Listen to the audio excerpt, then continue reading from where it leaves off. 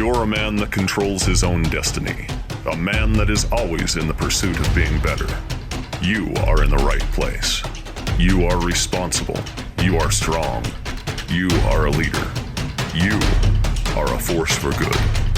Gentlemen, you are the Alpha, and this is the Alpha Quorum. Welcome back to the Alpha Quorum Show. Brad Singletary here. I'm excited to continue our series on addiction and addiction recovery. Our guest today is one of the original members of the Alpha Quorum, and we started a Facebook group years ago. I can't even remember how long ago it was. Randy was one of the initial participants, and I noticed when we started that group that he had his own group, and we'll talk about some of the things that you're doing before we wrap up here. But Randy, so good to have you here, man. Appreciate you coming in. I got this bright light shining in your face, and you're the bright light shining to me. So appreciate you being here. You guys, Randy Hyden is one of the most intelligent people that I've ever spoken with. He reached out to me.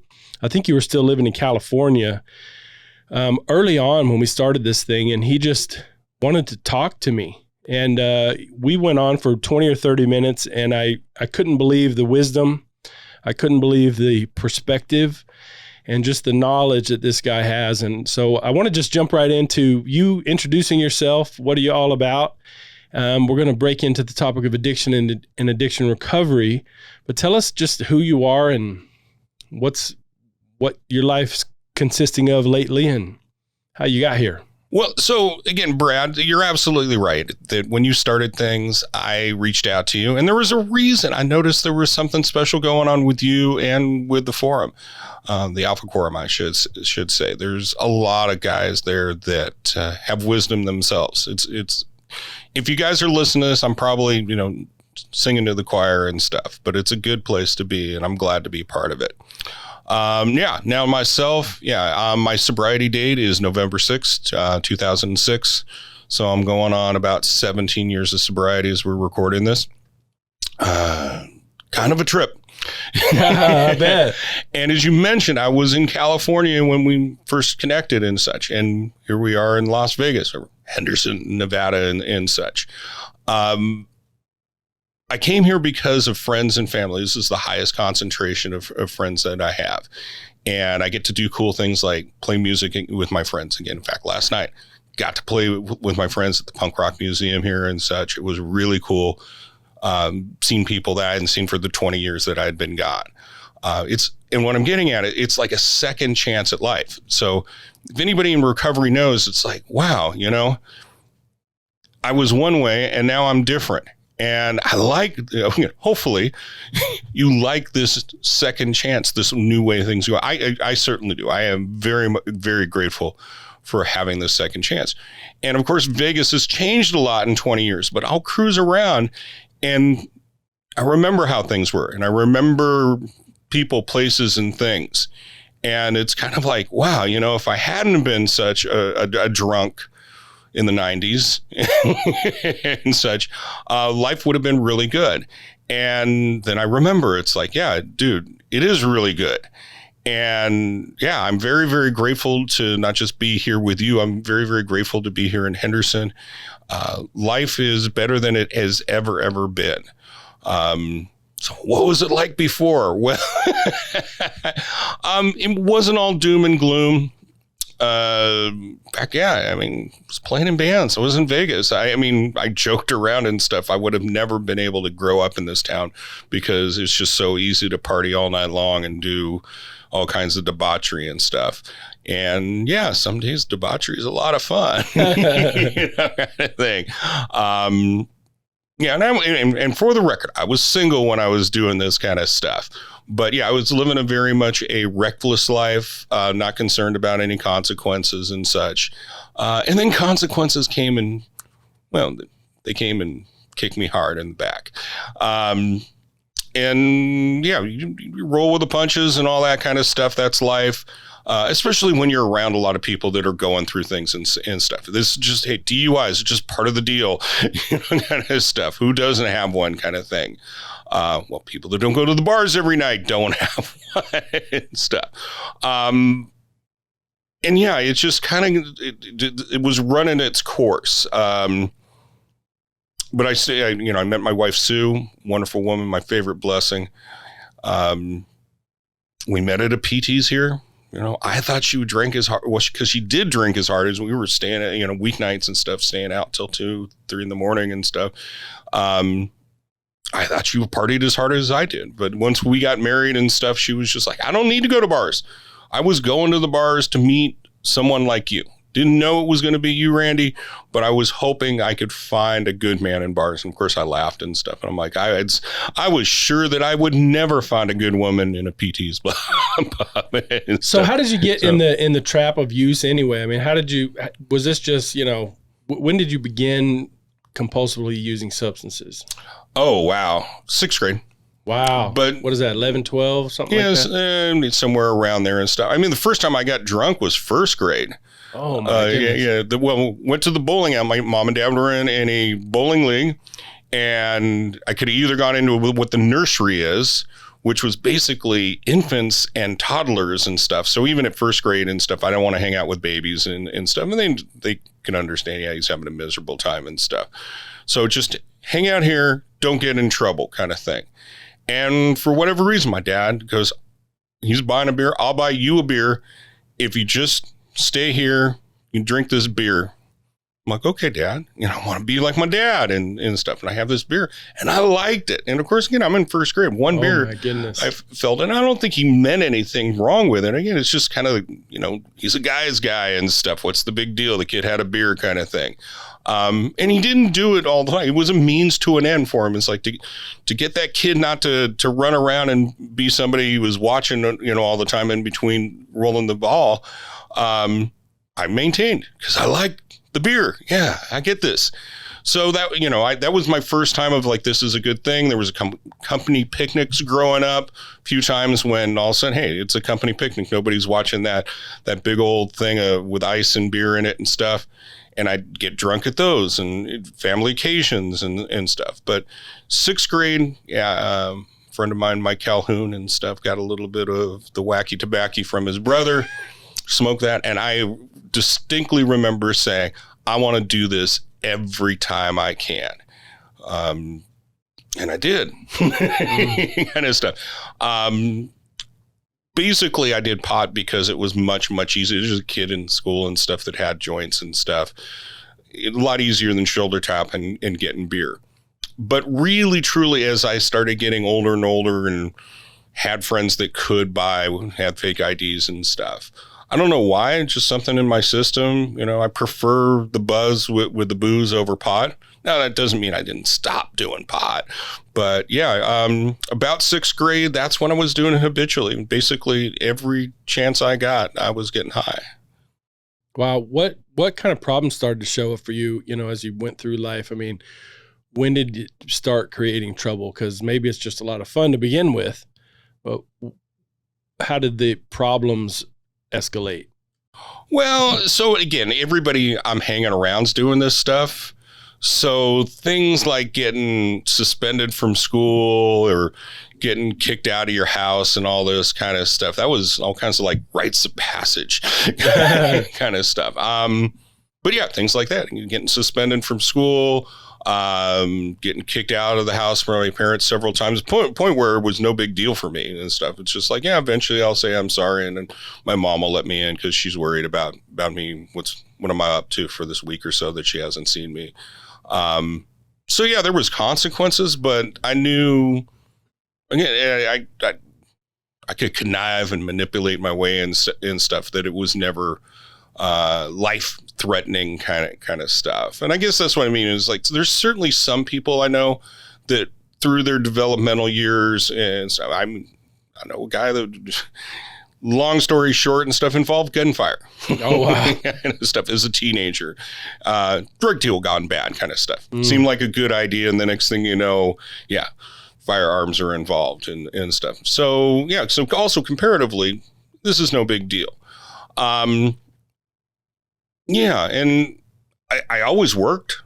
I always had a job and was paying my way. And yeah, all in all, I'm a nice guy. I'm a good guy and stuff. I'm not mean, not vindictive or anything like that.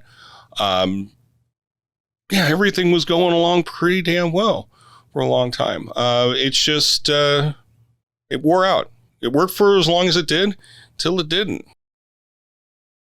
I'm guessing it's affecting relationships. I mean, it starts to, the criteria to know when people have an addiction is that it's, this compulsive thing that you're doing in spite of negative consequences, creating problems all over the place. So how did you get to the point 18, 17 years ago when you began to realize that you needed to make a change?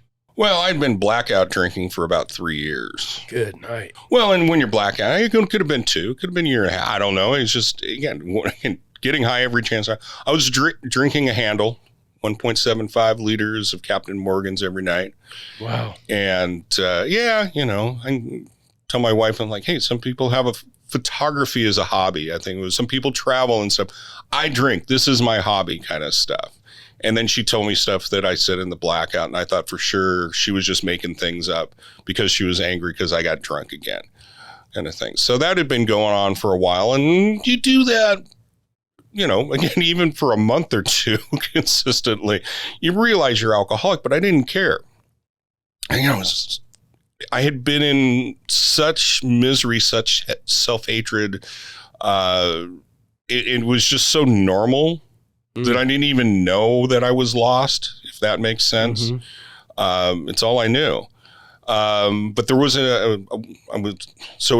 that's going on internally. Externally, I'm at work and we went through a team building exercise. Who do you admire most of all in this world?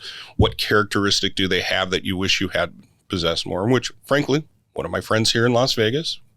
I'm in California when this is going on, but yeah, guy was best man at my wedding, Eric Ducrow. Man, this guy, so disciplined. He's like 3rd degree black belt, teaches at the dojo, master mechanic and stuff. Again, he's still a friend. We're still doing kind of debauchery stuff, but all in all, yeah, he's got discipline. So again, I mentioned he's who I admire and I wish I had more discipline. And the rest of the afternoon is like, okay, so what are you going to do? Oh, actually, excuse me. I thought discipline, and then I said commitment. And what are you going to commit to? And it was like my health, because I'm about 300 pounds at the time, I'm a big guy in there, but you're drinking a lot of rum, a lot of sugar and stuff. I'm very overweight. I'm sweating all the time. And health, no. My career, my education, my marriage, all these things and stuff. Every time I seriously started considering, I realized I could not be doing the drinking I was doing, and for that to even be a possibility. So that's kind of started it. It's like, yeah, this is blocking you from any possibility of your life changing. Now, I remember one time I was still buzzed. I wasn't quite blacked out. And I told my wife I was going to stop drinking. She laughed in my face and goes, "You're drunk right now." kind of thing. But slowly but surely, in a week or two, all this kind of stuff, I tried to white knuckle it, and it's like, no, I'm going to really do this kind of stuff. And it was a joke. I couldn't do it on my own. So I have a friend who's been sober since right out of high school. He just recently had 41 years of sobriety. Again, we're 59 years old. So again, this guy I've known since 2nd grade, all kinds of partying stories with him as well. But I knew if he could do it, again, this is a peer. You got nothing on me, dude. If you can do it, I can do this too. I was very egotistical. I thought it was no big deal. Yeah, I just go to these dumb meetings and stuff for like 60 days. I'll get it all figured out. Thought I could go back to partying, just want to go back to when it's not. Just ease up a little bit. Yeah. Regulate it a little bit. Do a little harm reduction stuff. And yeah, within less than 60 days, I had relapsed. And I'd heard enough at the meetings that basically I knew as soon as I came to, it's like, holy hell, it wasn't just like the whole nonchalant, yeah, I'm an alcoholic. It was like, I'm an alcoholic. I cannot drink and I can't control my drinking. So, which I will point out for anyone's listening, what alcoholism per Alcoholics Anonymous is that there is a chemical reaction in an alcoholic's body that, again, we can't metabolize alcohol and such, where most people, they get a couple, 3 drinks in them. They say things like, that's cool. I got to drive, got to work tomorrow, whatever it is, they can stop. Alcoholics typically you get, at least if I'll speak for myself, I get about that much in me. No, I'm ready to party, dude. Come on. Don't be a pussy. Come on, hang out. I'll buy you the next round and all this kind of stuff. And eventually, of course, again, I was blacking out at home because, well, I didn't want to share. And also I knew that I was going to have some unintended consequences in the blackout. I thought that was controlling it. Just do it at home. But yeah, I can't control my alcohol. So the simple solution is, well, then just don't drink. But then that's the other part of the disease is the mental obsession. I was like, if you were ever in school and you watched the clock and you waited until that bell was ringing when you could get out of school and do whatever you wanted to do outside of school, that was very similar to me at work. I could drink. So come 3:00, boom, see you guys. Bye. Have a good weekend, whatever. And on my way home, I was buying another handle. Because if I didn't polish off that whole handle and stuff, I knew there wasn't enough for tonight's drinking. So there was a save-ons on the way home. Captain Morgan's Run, $14 for one. I'd pick one up on the way home, a little splash of Dr. Pepper on it and stuff. But that was my routine. And yeah, you know, that's what I did to disconnect my head. Again, because I was obsessing about it. It was the most important thing. So when they took that first step is like, okay, admit we were powerless over alcohol and our lives have become unmanageable. The powerless is once I put it in my body, yeah, I can't control it. Lose control. But my life was unmanageable because there was nothing more important than getting high all the time. Other areas of my life, my career, my relationships, my health, all that stuff was so far below the importance of getting high or even like trying to prove that I can control this stuff. This is all I really cared about. And all my attention, all my energy was put towards this. Everything else was neglected. If my wife wasn't paying bills, I wouldn't pay bills. What's the big deal? It's not until all of a sudden I get like we're going to take your car kind of way and stuff. And I try to figure out, again, I be resourceful, I'll manipulate, I'll beg, borrow, and steal and all this kind of stuff. But nothing was more important than getting high to me. And that was the big thing is changing, one, admitting that and recognizing that. And then two, basically reassessing all my thoughts as well. What other things that once, okay, I know I've got this 800-pound gorilla, this obsession to doing it, and I can cognitively figure out that this is not the right choice, and let's do whatever's needed to make sure that you don't continue with the self-destructive behaviors. There was all kinds of other things that was going on. Doing my inventory, if you're not familiar with the steps, the fourth step, looking at, getting clarity and confirmation on the causes and conditions that have brought me to this point in my life, I saw that I was habitually blaming everyone, people, places, and things for my problems to find comfort, much like with the drugs and alcohol, to find some kind of ease and comfort, ease my busy mind and stuff. I'll blame you. You had a wife like me. I did. You had a boss like I did. Again, you had to deal with these bills like I did. Even in sobriety, it was always somebody else's fault. And to realize that no one else was responsible for the quality of my life, that was really probably the turning point with it. And that was 3 years into this whole thing. Wow. So what I'm getting at is abstinence was a beginning for me to start seeing through all the delusions, distortions of the way I saw myself in the world, to eventually get to the point where, again, if you're in the alpha quorum, if you're an alpha, you take responsibility for your life. Now, again, long process for me, but even though I was in my 40s and stuff, I wasn't a man. I was still a child.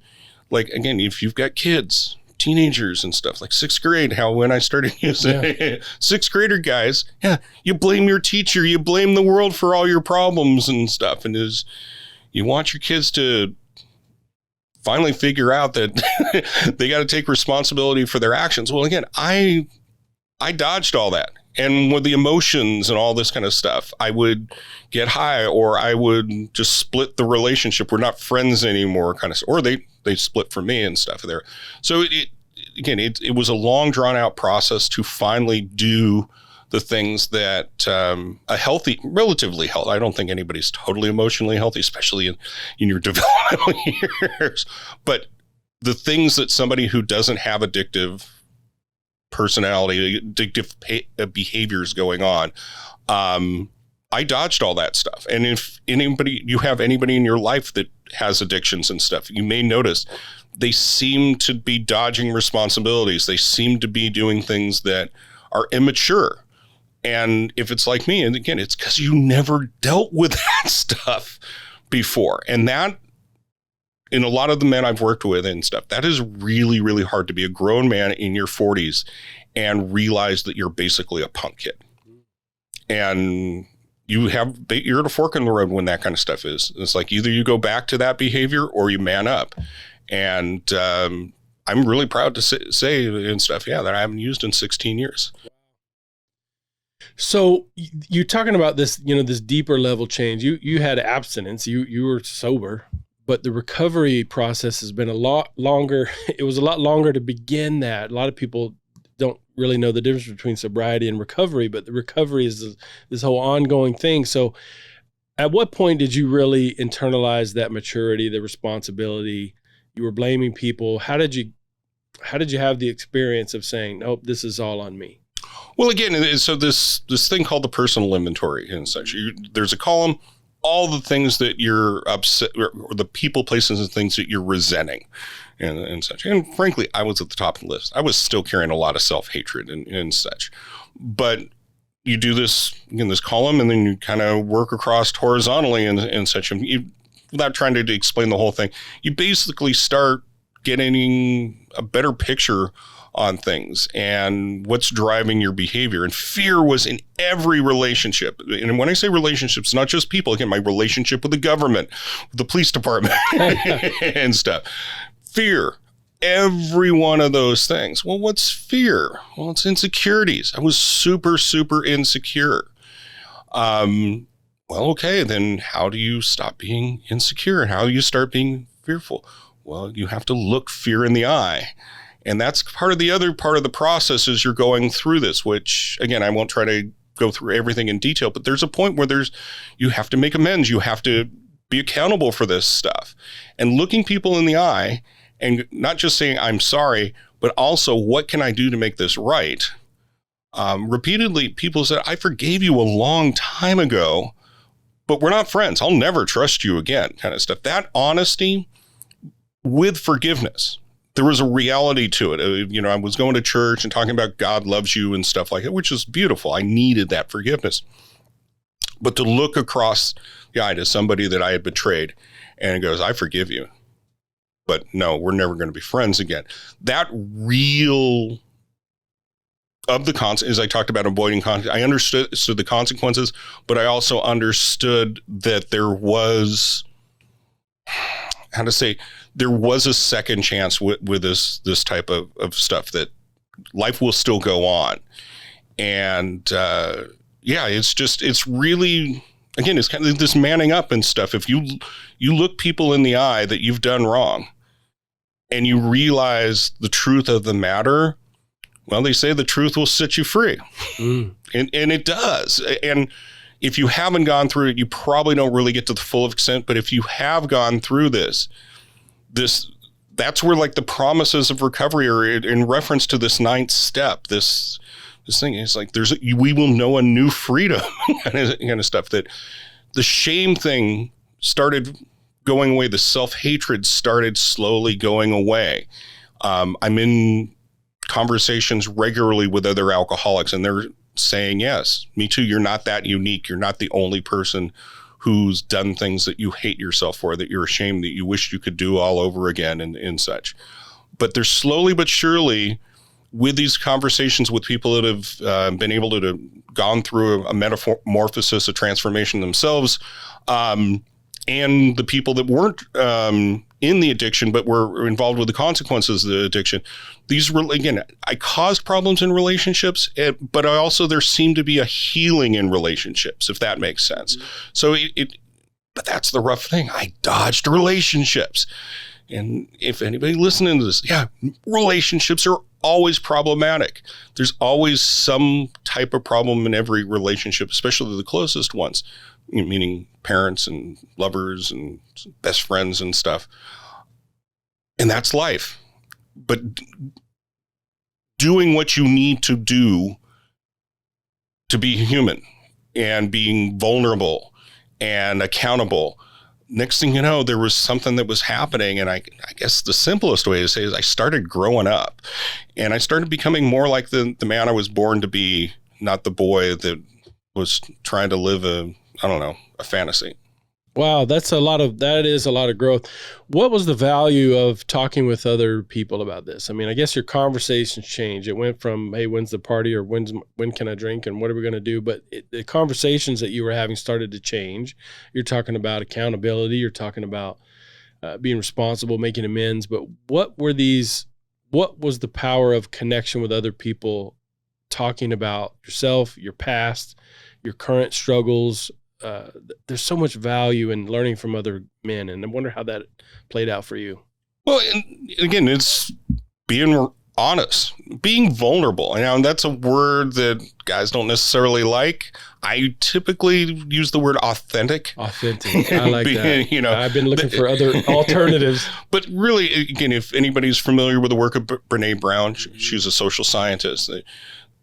Those that feel that they're less than, they're unlovable, again, shame stuff. The only way they can counteract that is to look people in the eye and be so real and so transparent and see that they are acceptable is how they get past all those narratives in the head that you think you're the worst guy in the world, that you've done the unforgivable kind of stuff. Again, because basically I can't forgive myself. This is how I've concluded. And having conversations about that, because of course, who talks about what you're ashamed of? That's the catch-22. But when it was talking with other people in the meetings or one-on-one with guys and opening up and just, yeah, man, I hate my wife. This is the woman who loves me. I love her.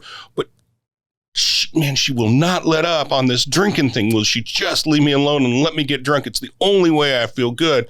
And I felt shame hating my wife. But I hated her. I really, truly did hate that part of our relationship because I was getting drunk all the time. This was a regular thing. And guy going, yeah, me too. I'm like, but you have a nice relationship. I met your wife. You guys seem to be getting along really good. Well, we do now. But that same stuff, yeah, you loved your drinking more than you loved your wife. Yeah, how do you know? Because that was the way it was for me. So to realize that I thought I was the worst person in the world and nobody's done anything this bad, having open, honest conversation. Again, the truth will set you free. I stopped trying to be hip, slick, and cool. And there was moments when I probably got into a lot of pity and poor, pitiful me and stuff, which, okay, nobody's had it as bad as me kind of stuff. And there was certainly moments when I thought I was the best guy in sobriety. I got my act together better than these losers in the room. But through this open and honest thing, I realized I wasn't less than others and I wasn't better than others. It was, again, it's only through these conversations, me getting real, which seems to, I don't know, I think the guys I was with, by being open and honest with me, they gave me permission to be open and honest. And that's been the opportunities when I'm sitting and I'm listening to other guys going through their stories, again, thinking they're the worst guy in the room and stuff. And in my mind, I'm thinking, yep, that's me, just like me kind of stuff. Giving them the space to open up and understand they're not judged, they're not condemned. That's probably the biggest gift of service. Again, obviously, I'm talking a lot here and stuff. My act of service is to keep my mouth shut with another guy and let him open up and just verbally puke over me like I did with other guys. And it's just, there's a catharsis. I believe that's the correct pronunciation. Yeah. You just, again, all that stuff that I've pushed down, that I've tried to control and calm and stuff didn't go anyplace.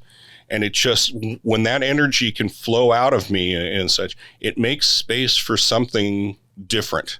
And I do believe all of us have underneath all those thoughts, something that is, it's different than the person that I was living, again, in the self-destructive me. There was an innate health, an innate wisdom, an innate love and kindness towards myself and others.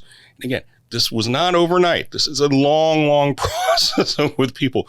But having those Me Too moments, again, where it was just, okay, so what I said was socially inappropriate and stuff. And somebody, doesn't think I'm inappropriate. That kind of stuff, that safety, that safe space, that's what I think is really the magic. And regardless if it's sex, drugs, or rock and roll and stuff, I think if more men had that safe space, that one other guy, because we all have best friends and we're guys with it and stuff. Well, if we could just kind of get back to being, we don't have the narratives in our head what a guy is supposed to be. We just get real. It's like, man, I'm not doing well today. And, I don't know about anybody listening to this. I grew up in a household and my friends, big boys don't cry. If you need to cry, it is a natural response to what's going on. And trying not to cry just makes it way, way worse. And again, those things don't go away. So I had to use drugs and alcohol to just find some kind of peace. But opening up and being with other people allowed that stuff to get puked out, and there was a peace underneath it. I hope that made sense. I'm just totally feel like I'm rambling. It totally does. You're talking and we talked before the show about thoughts, and I just wonder, there's this biological process and there's the metabolizing of the alcohol and there's all that, but there are other elements that seem to go along with addictive or compulsive behavior. What are those basics? I mean, so there's the biology. We'll put that aside, and we all know what that is. You're just addicted to a substance. Your body's dependent. But what other things create the addict's mind and his choices?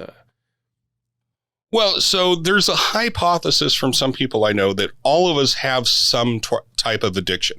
And when I say addiction, as far as it is a external person, place, or thing that we have come to rely upon to find comfort and peace.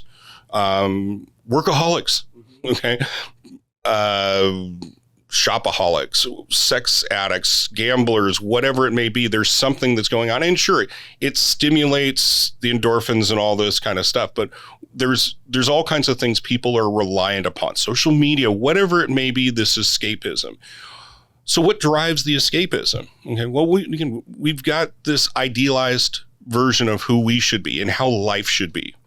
And again, I was blaming it. I should be different, or I shouldn't be this way type of stuff. And when reality was coming up and showing me, no, kind of stuff, that internal tension and stuff, there was something that worked for me, again, in the drugs and alcohols that made me feel okay when without them, I was not okay. So again, my hypothesis is for people, we've just become over-reliant upon something. Again, there is the physical addiction and stuff, but there's the mental reliance that this is the way that I can find some type of peace, some type of comfort, some type of okayness. And again, there's endorphins involved with this and such. But there's a reliance upon something outside of you that, and if I don't have this thing, again, I've met many workaholics, guys done wonderful things with their career, and then they retire and they go bonkers. They can't, because their whole identity is built around this. And I believe a lot of that has to do is it's your identity. That's your safety. I've got some kind of certainty about this. And when that's not there, you lose that safety, that certainty.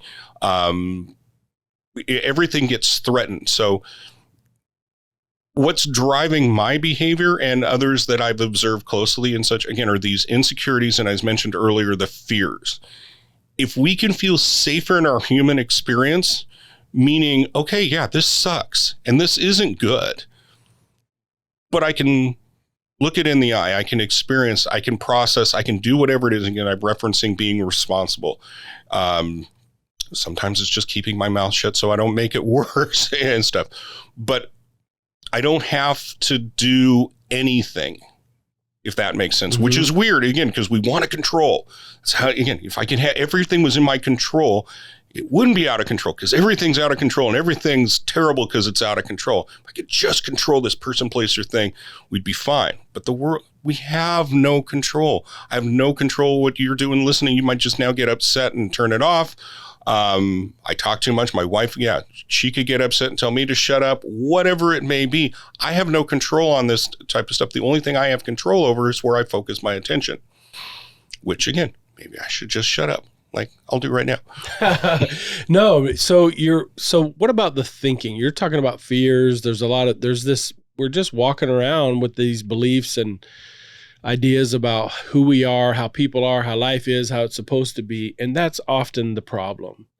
We're seeing ourselves as victims. You're talking about blaming everyone. And that's part of what the 12-step programs really help you explore is responsibility and where the responsibility lies. And even when there are resentments based on true, misfortunes or whatever, this person did me wrong. I did have this terrible thing happen. There was something out of my control. We then kind of have to reinterpret that based on how we were, how we came at that with some entitled expectations or something like that. So even, I know when I did that work, the stuff about resentment, it was enlightening to me because I didn't realize how what I was expecting and how I interpreted what happened was all on me. Yeah, the thing happened, the triggering reality that sucked. It did happen. There's no arguing that. It was a fact of life. But then I had to explore, what did I think that meant? And why did I believe I didn't deserve that? Everything should be smooth and easy for me. Life should be simple. People should be fair. Things should go as I want them to. Anyway, I'm just trying to dig into the thinking and how our perspectives have to change if we're going to clean this stuff up.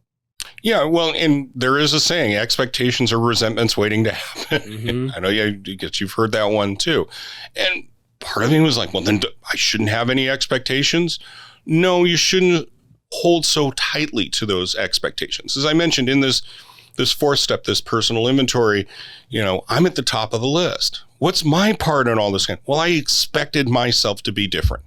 Just expected my dad, my mother, my sister, my employers, my wife, my lovers and such to be different. And again, this is, to some degree, it's an illusion. It's a narrative I have in my head. I have this idealized version of how things are supposed to be. And it's not. So realizing, one, that I've got these thoughts and they're just thoughts. If you're listening right now, it's like, yeah, dude, it's not real. It's just your thinking and stuff. Well, they are very real thoughts to Randy and stuff. But if one, again, realizing I wasn't alone in this, and two, when I got to be the one who got to hear this from someone else and identifying, yeah, that's just like me. Okay, that's you. It's like I'm watching a TV show and it's really good story, really good actors. This is real, but it's not real. Kind of stuff. I'm an observer is what I'm getting at. It's that type of stuff that was driving this behavior is what I refer to as personal thinking.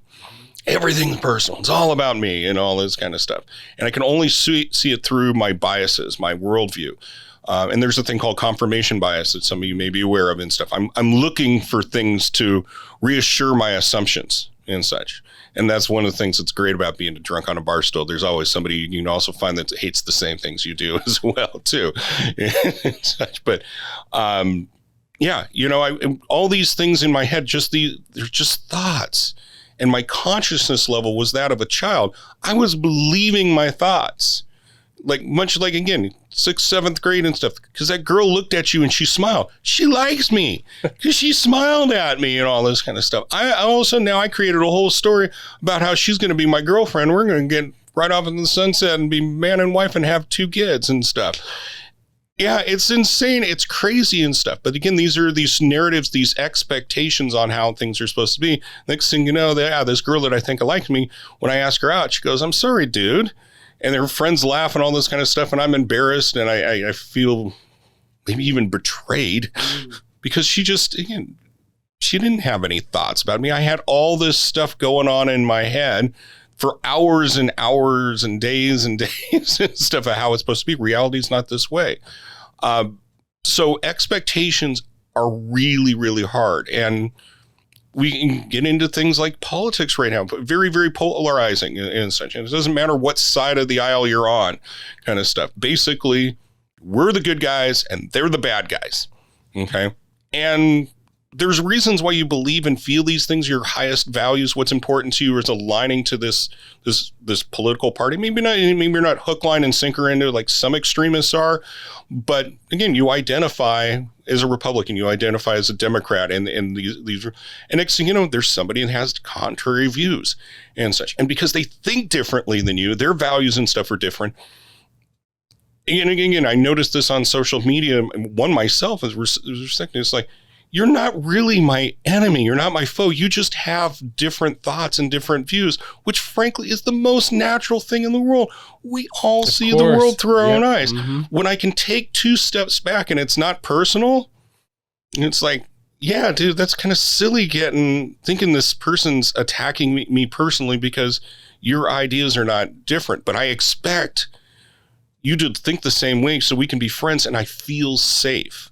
So this is this weird thing that there is certainly when you're face to face can be when there's words said and stuff, physical safety threatened. But even then, all in all, from most of us and such, just because somebody thinks differently on any topic, politics just seems to be the easy one to make the point. All those are is ideas. It's just thoughts. There's things in my heads that all of a sudden, because you believe this thing, I can create a story about how this is the end of the world if this happens.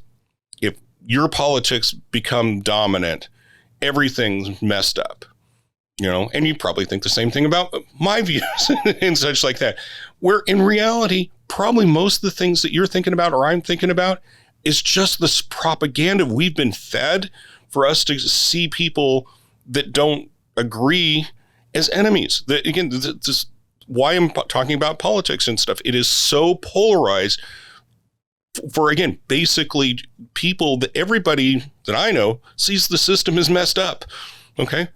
If we could just take 2 steps back and say, we got problems. And again, you got an emphasis on the problems. I got an emphasis. So we see different problems, different solutions, but really, truly, if there was more of a less personal involved with this.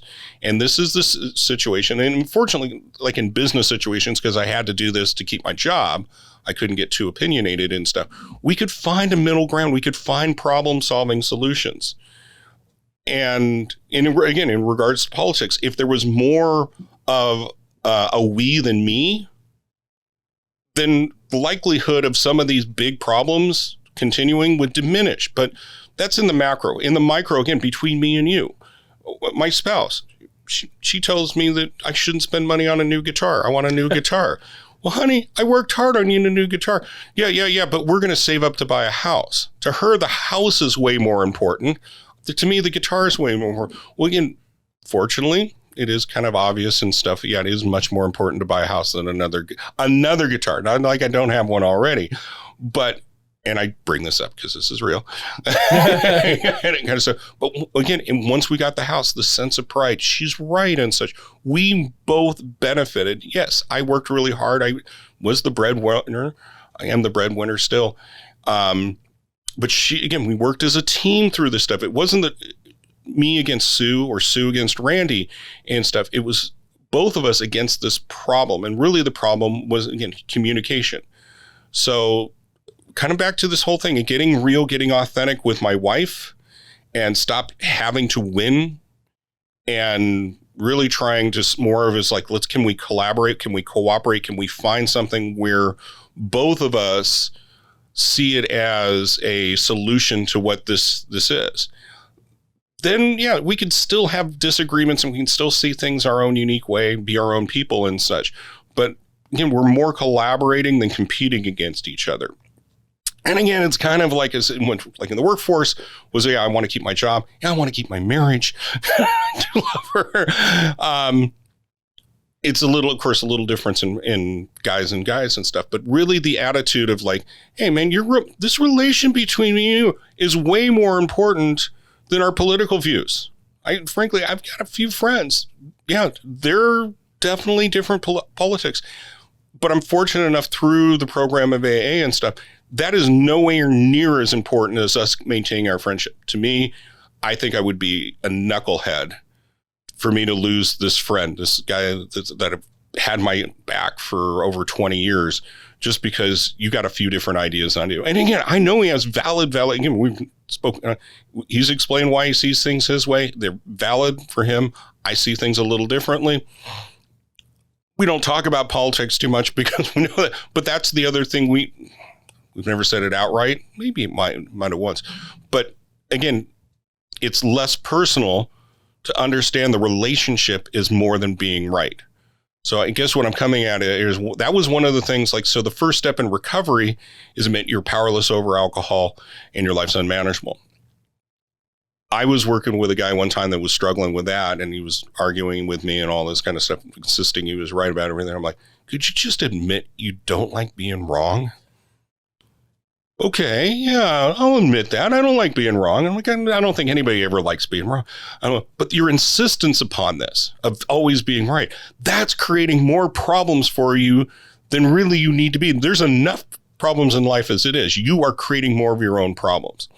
So I'm kind of, when I work with people that are not necessarily identifying as addicts or alcoholics using the official 12 steps, and even some of those that before, it's kind of like step 0, you know, you got to be teachable. It's like, hey, are you willing to consider that some of your ideas that you're holding on really tightly, your insistence that you're right and stuff, are creating problems that may not be there if you could all of a sudden just say, okay, maybe let's talk about this and have an open mind and be willing to consider another viewpoint, like I did with my wife and stuff. I didn't have to win the argument. I didn't have to insist. I mean, all in all, I got a Versateller car. I could have pulled money out of the bank and stuff. Now, where that would have gone from there, I don't want to really think about and stuff. I could have insisted and I could have won that argument and stuff, but it wouldn't have solved anything. It would probably created more problems.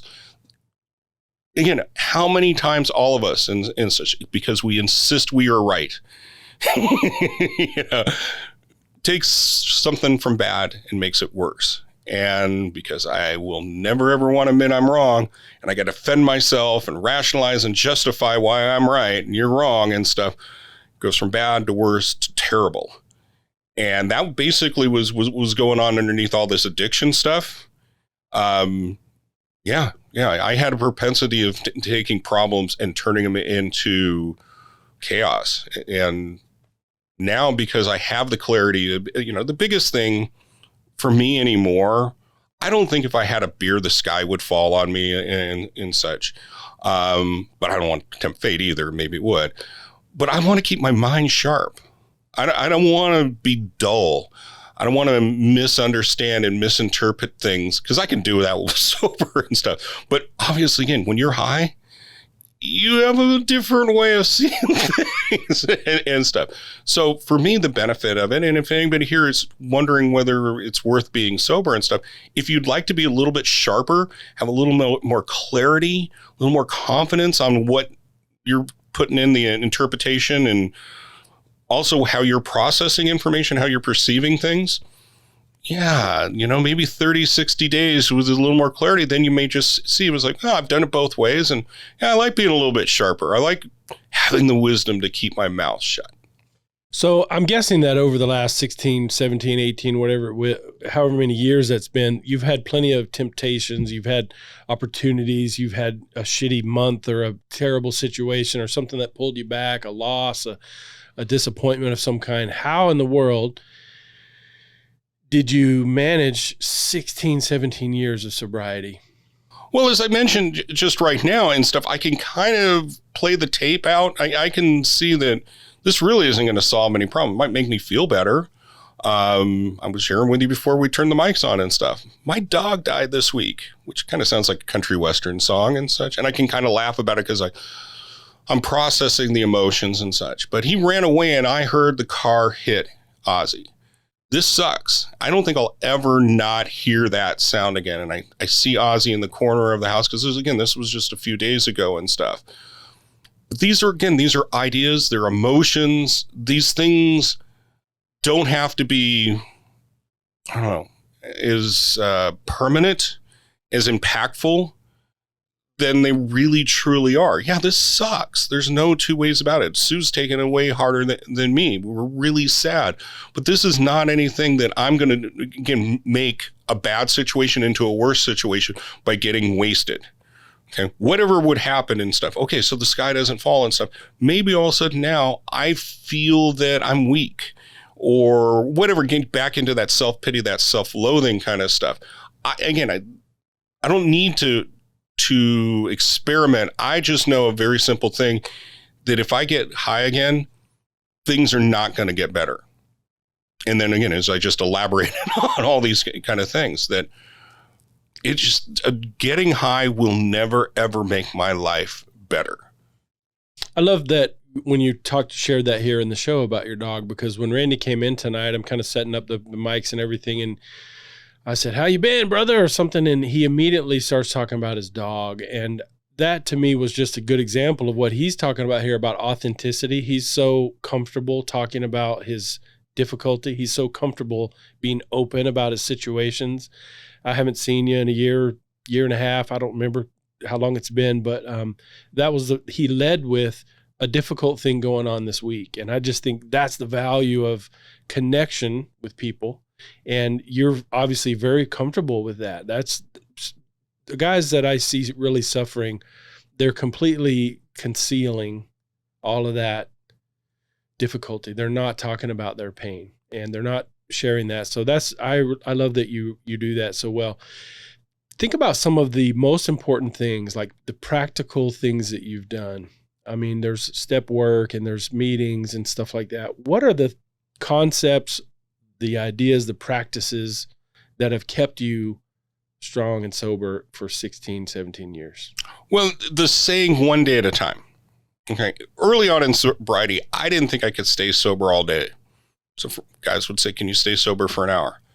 And again, just being open and honest. Again, like why I could open up with you, Brad. One thing is you've created a safe space. We're friends. I know you're not going to judge me, condemn me for talking about things that are important and personal to me. So again, just opening up with guys, it's like, yeah, I don't tell everybody this, but I don't know if I can stay sober another hour. Okay. All right. Can you stay sober another, 5 minutes or so? Well, I guess, it's going to take me at least 10 minutes to get to the liquor store and stuff. He goes, "Well, how about this and stuff? Can you take a deep breath in?" I did.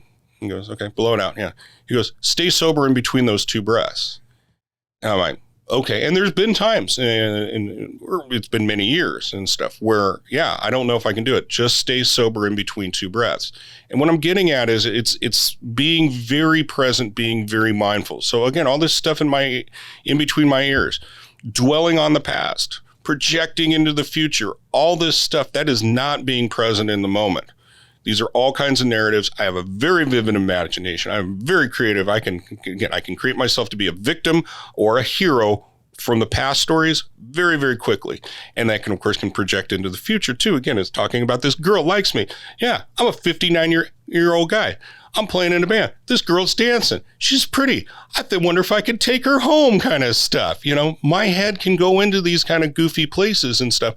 But hey, wait a minute. You're playing guitar, your bass, don't mess up the song and stuff, and that's been another thing is, like if somebody plays an instrument or rides a motorcycle or anything, if your head starts getting off on what you're doing, yeah, things are going to happen that reminds you that you're not present in the moment. So first and foremost, staying focused on the task in hand, not making it anything more than what it is. And so one day at a time. One day at a time, one moment at a time, staying focused, realizing my thoughts are just, again, they're narratives and they're stories.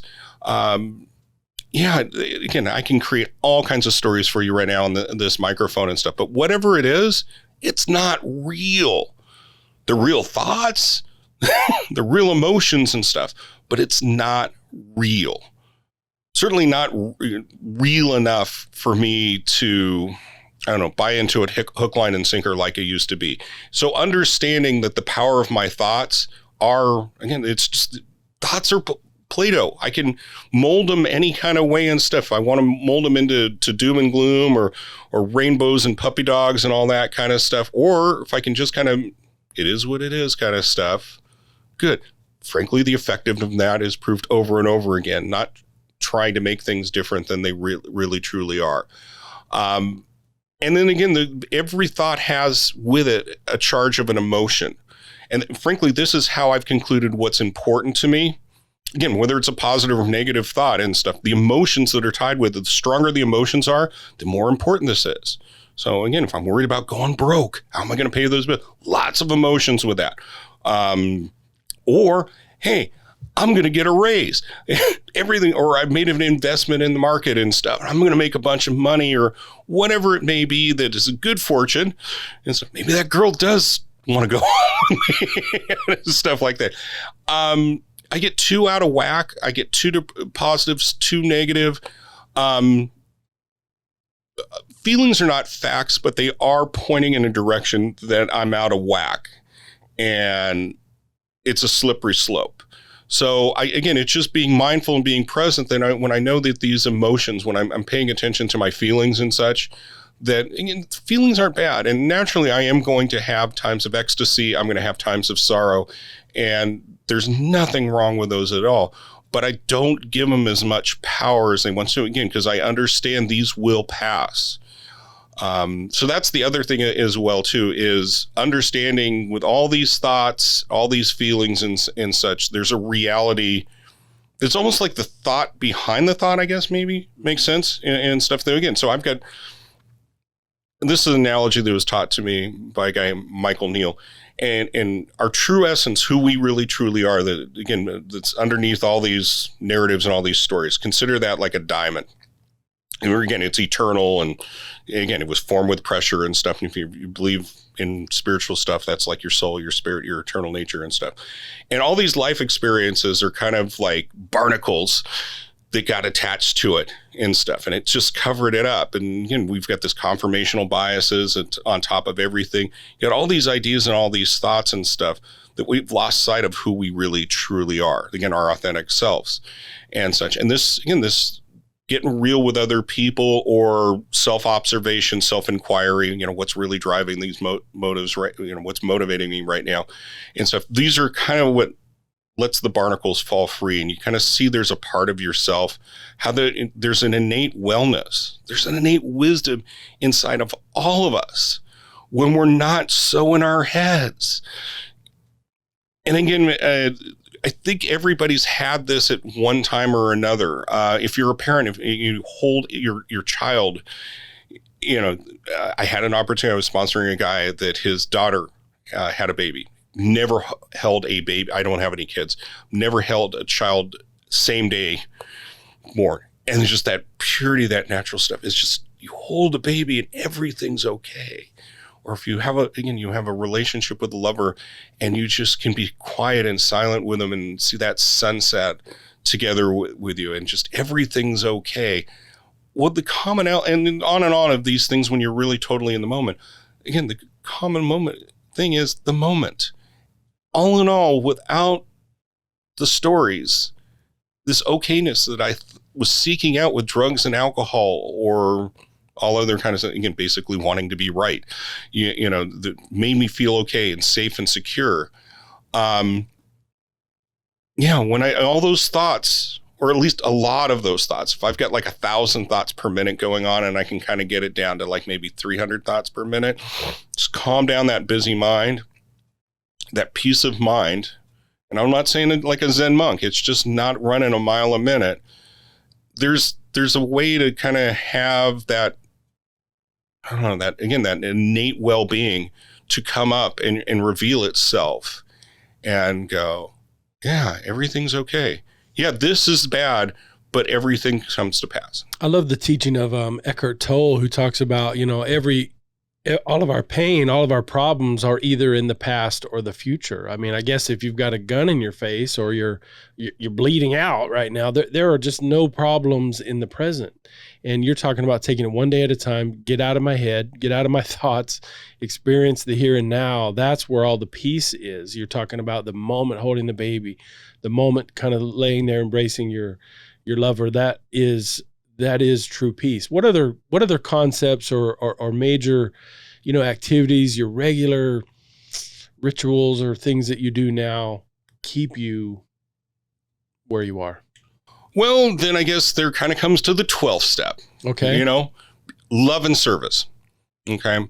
So my belief is that God's not so worried about what I do.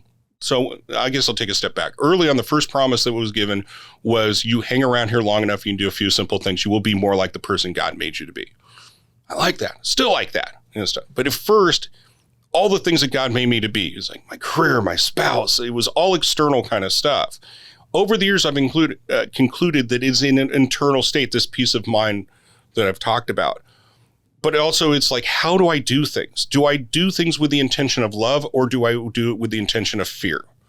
Again, am I coming from a confidence level, a certainty that everything's going to be okay, that I have with me this wellness that I've referenced, this wisdom?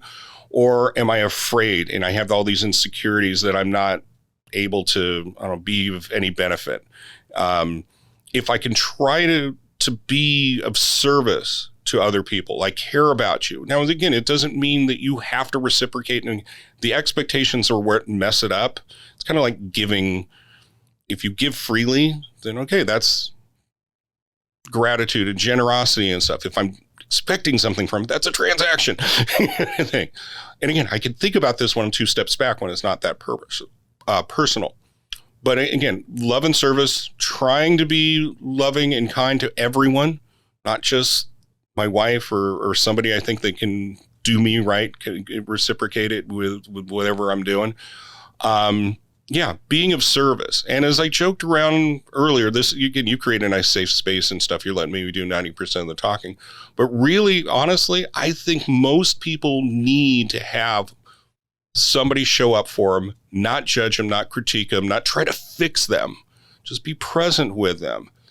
That, again, that all those head trips and stuff, that they feel a little bit safer, like you do for me, Brad, then they can start figuring things out on their own. And again, there's a kind of auto correction with everything that's gone out of control and sideways and stuff. There seems to be some kind of balance, and I don't understand it, but I've observed it many times personally and with other people in the room. That, I don't know how many years ago, there was a girl on Facebook who talked about killing herself. I grew up down like 4 houses down from here, and so hadn't talked to her in years. And so something in my intuition was to reach out to her, and it's like, if you want to talk, here's my phone number.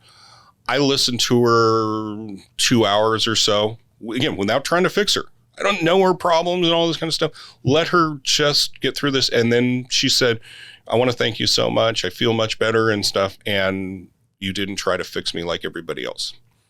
And that was my aha moment. I'm like, nobody's ever really said it. But yeah, anytime I've been able to be of service to other people in the manner I'm talking about here and stuff, I'm not trying to fix you. I'm not trying to correct you.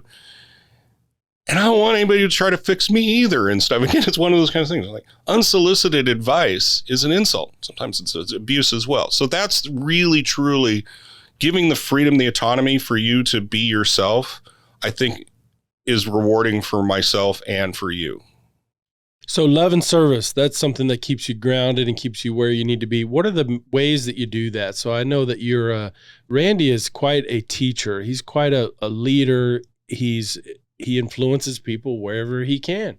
He's a part of our Facebook group. You've got your own, I think more than one. I think you have more than one of those. But so you're just giving and loving and serving and teaching. You're just trying to, you're very open with your time. There's a lot of sacrifice that you share with people. There's a lot of service to that. But what are the other ways that you do that? Service and love. Well, yeah, as you mentioned, the Facebook group. So there's a group called Easier Ways.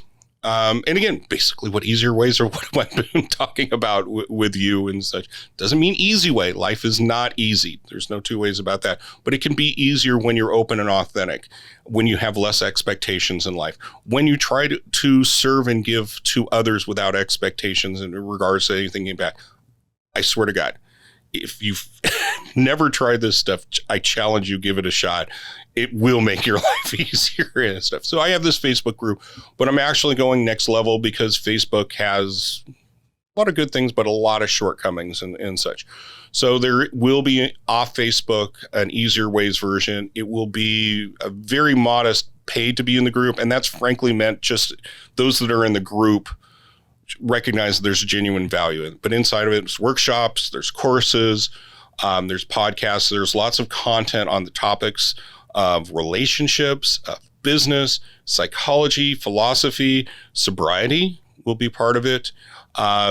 Spirituality. So these are the 6 pillars, but all of them, frankly, come to the hub of what I've been talking about is our mind, our thinking, our consciousness level, all these things that are going on that, every human has got a mind, every thinks, and we all have some level of consciousness. If those 3 things aren't going on, you're just not alive. And as I mentioned, of taking things not as personally, and how there's this autocorrect going on. And of course, again, this is a concept and stuff. All this is an introduction and people do it. But like in the recovery world, the community, when you can identify with another person, it's identification more than the information. So really, I've got, the Facebook group's got about 600 people. In the paid community, we've got about 50 or so in right now. But it's not only, am I offering a diversity? Because, again, everybody sees things differently. You might be interested in philosophy more than you are spirituality. And you glean stuff. But the people in the group, they have their own experiences. But the commonality, everybody in the group's a humanitarian. They appreciate people. They want to help people. They want to pay it forward.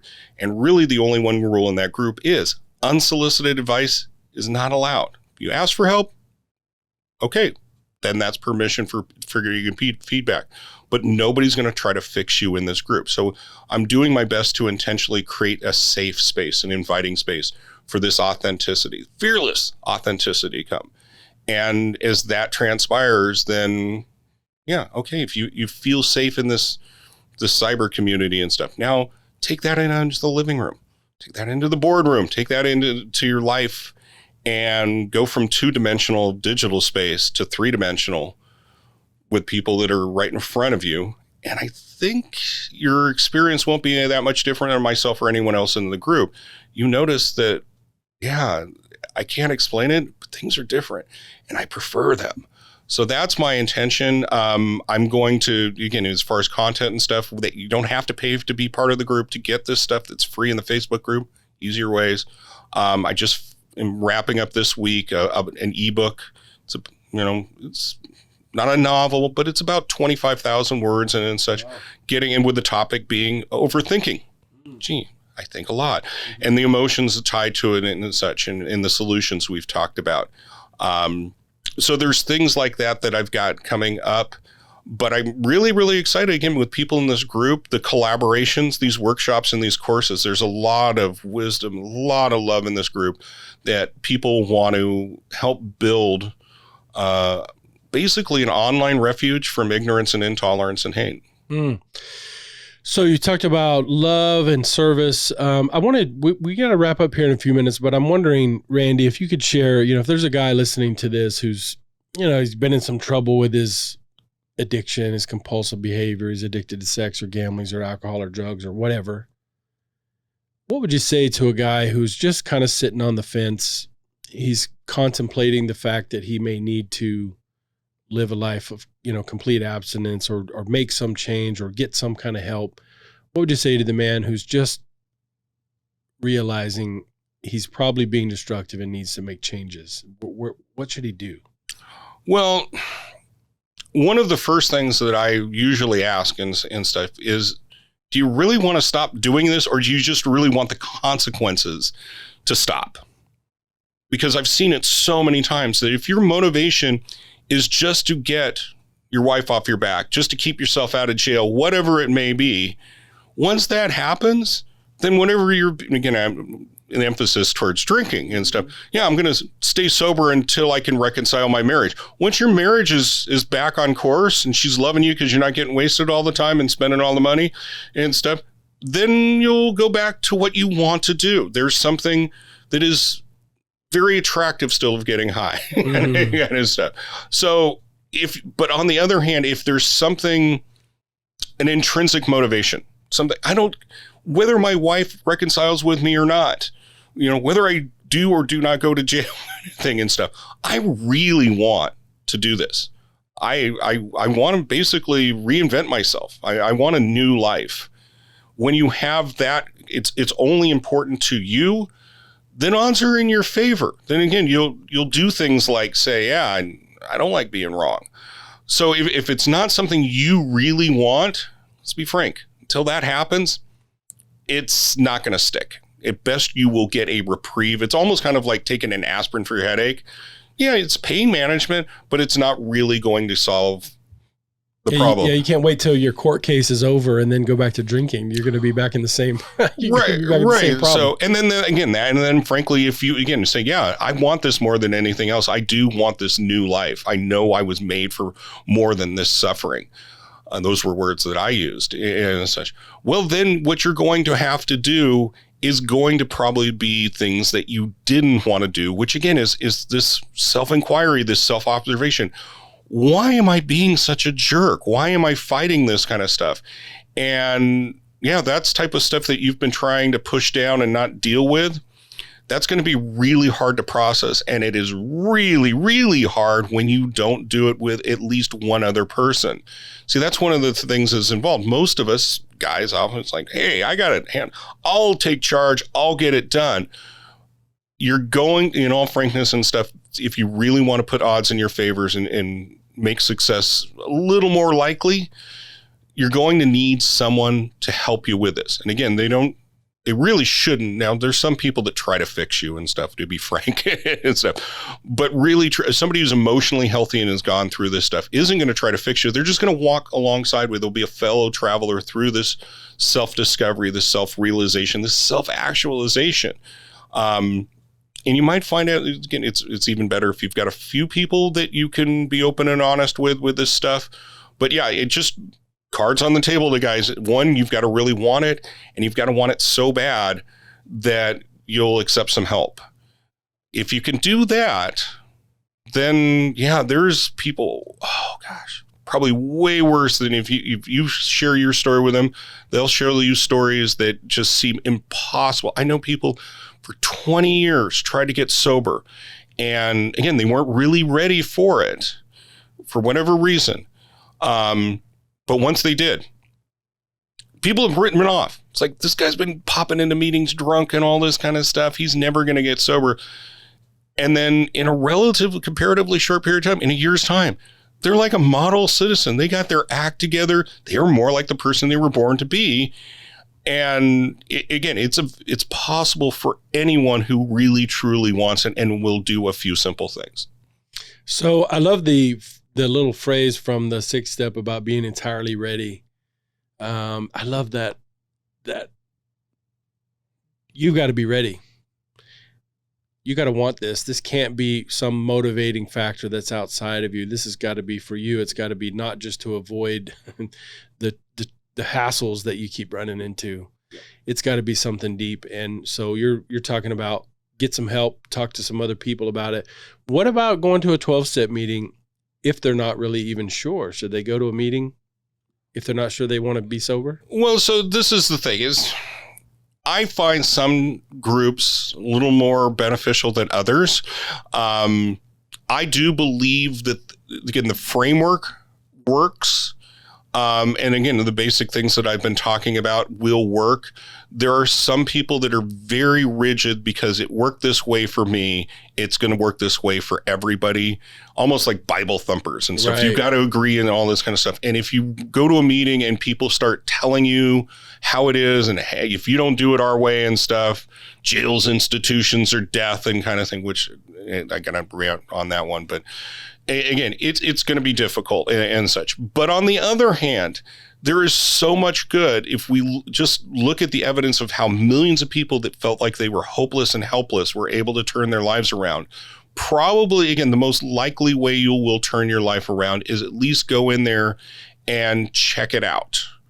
Again, what I want to do with this online group and stuff is just give people, again, this introduction, these things like I just mentioned right now that, yeah, you're having a hard time going to these meetings because of X, Y, and Z.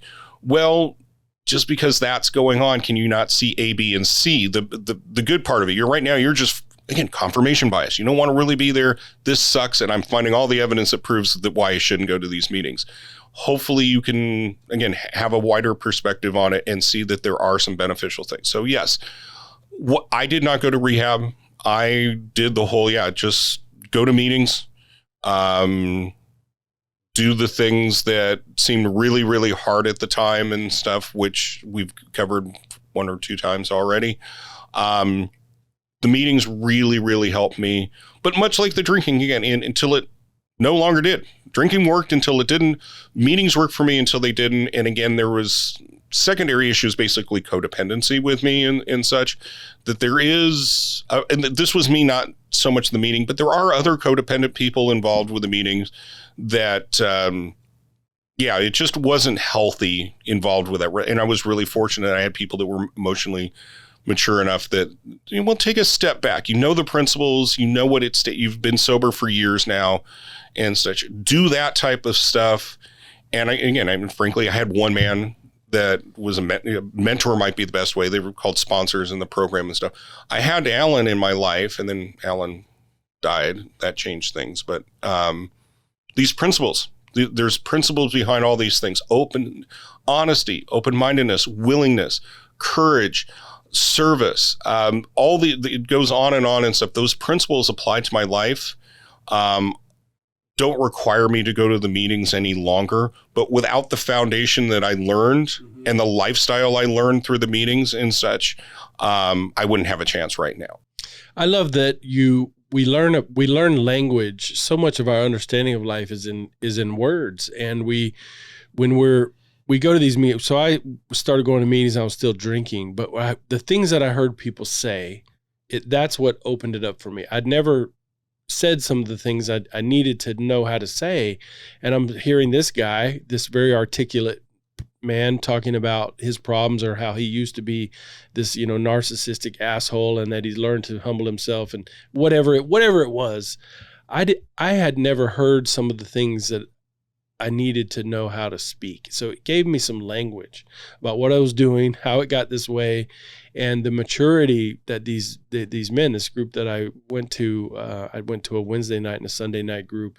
It was amazing for me what I learned hearing other people talk. And so I appreciate your contribution here today, man. Randy's pretty active on our Facebook group. He always has been. And check it out, his Easier Ways. We'll put some links and stuff in there. He's got some really good material. Randy's an excellent writer. I've read some of the things that he's put together. And I just believe that here's a man who's really figured some things out. Is he perfect? No, I'm not either. But to be consistently working on something meaningful, I just see you always doing that. So you've got the full-time gig, and then you've got these other things that are really, it's your passion. You're giving a lot of love to, you're giving yourself, you're bringing other people along, trying to engage people at higher levels of, operating in life. So you're exactly the kind of guy I want to have in my life. You're exactly the kind of person that inspires me and helps me know what it is that I need to do. I appreciate what you've done for us. And you guys were talking about this topic because most of us have some bullshit. Most of us have some things that are destructive. It may not be as serious as a serious alcohol dependence. It may be something milder, but we can all benefit from the teachings that we've talked a little bit about. AA. A lot of the Red 9 and the things that we're teaching in the Alpha Quorum are really based on that you're taking responsibility and that you're resourceful, that there's some reverence, there's some humility, that gratitude goes into that you preserve your energy, you take care of your body, that you're engaged in life, you're doing things, you're showing up to the meetings, you're having the conversations, and that you are enduring when things get difficult. You're using a tribe of other men to help you level up. You have some discipline. You talked about your friend and that the reason that you looked up to him so much was his level of discipline.